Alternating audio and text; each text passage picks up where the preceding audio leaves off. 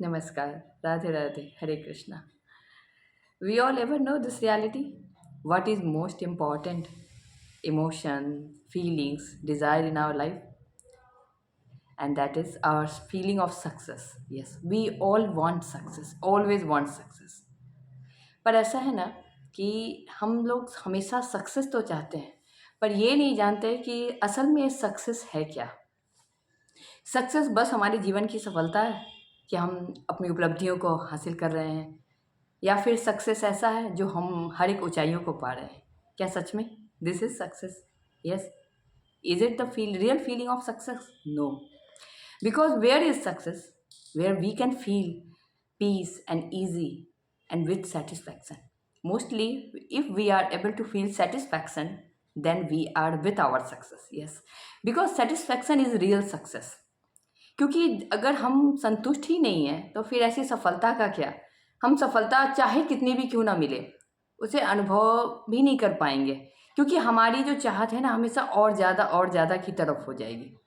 तो फिर हम कहेंगे कि हम सफल हैं या नहीं, बस इसी कन्फ्यूज़न में रह जाएंगे, यही एक मानसिक द्वंद्व में फंसे रह जाएंगे और फिर कहेंगे कि सच में हमारे साथ सफलता है, हम सफल हैं, यह कई सवालों से घिरे होंगे। असल में क्या है ना कि सफलता हमारे अपनी विश्वास की पूंजी है, हमारे अपने संतुष्टि का आधार है। अगर हमारे पास संतुष्टि है तो हम सफल हैं, सफलता हमारे साथ है। क्योंकि हम बस इच्छाओं के द्वंद में और ज़्यादा करके सफलता को नहीं हासिल कर सकते। यहाँ पर जो हमारे पास अभी है, वर्तमान है, वो हमारे लिए ज़्यादा महत्वपूर्ण है। Really it's a great wealth and real wealth to all of us what we have right now. Yes, what we have, because what we will get, what we had, this is not important. This is only past and upcoming future. Mostly important is what we have right now, and if we are able to consider and focus on those things, then we can say we are living our life, not here only with breathing. Actually, after understanding those all the realities of life, we are able to feel our life, to live our life. और एक ज़िंदगी है अगर, तो फिर क्यों व्यर्थ गंवाना बस और की चाहत में।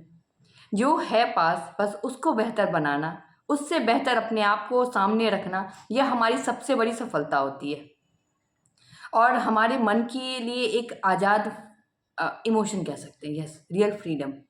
क्योंकि आपकी इच्छाओं का कोई अंत नहीं होता, आपके पास है, पर आप हमेशा चाहेंगे वह और हो।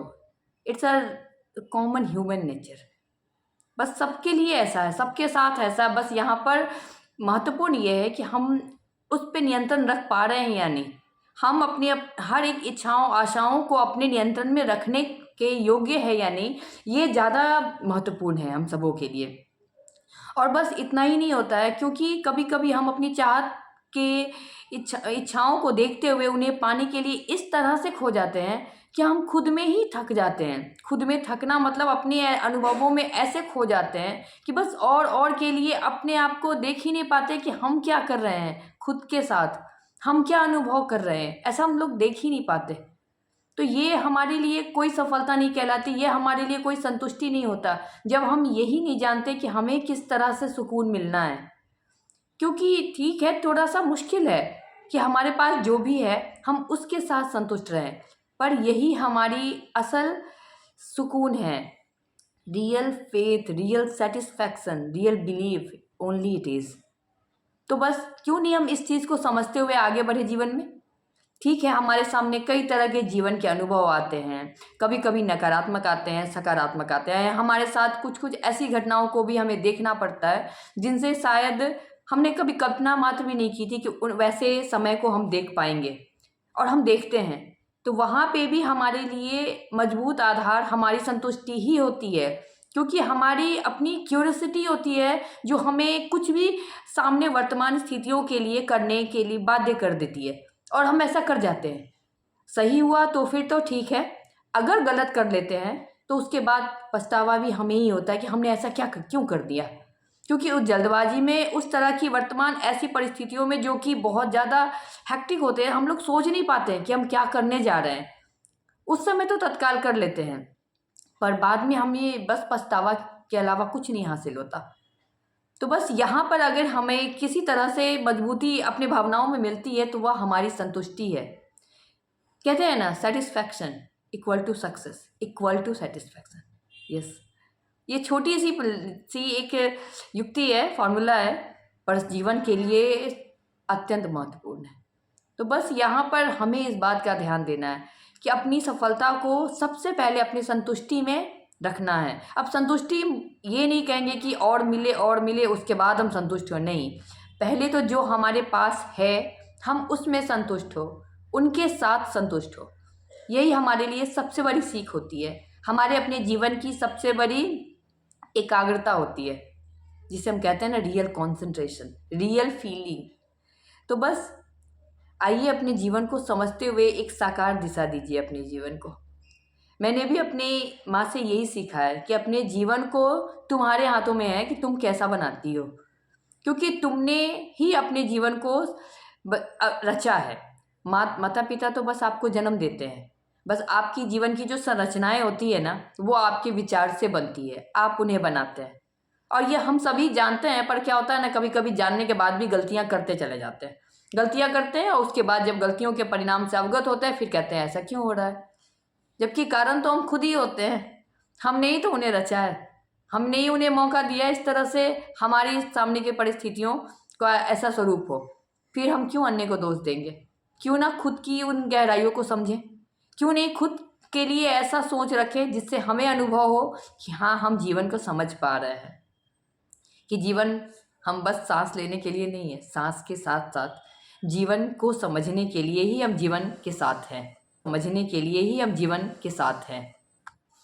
हम सबों के साथ कभी कभी ऐसा होता है ना कि हम एक ही ऐसी स्थितियों में होते हैं, जगह पर होते हैं, पर हमारी जो फीलिंग्स होती है ना वो अलग अलग होती हैं। क्योंकि आप या हम सभी अपने बचपन में जो फील किए होंगे वो बराबर फीलिंग आज के दिनों में नहीं कर पाएंगे, और अपने आने वाले समय में भी वैसा नहीं करेंगे, कुछ अलग होगा। तो बस यही जीवन है।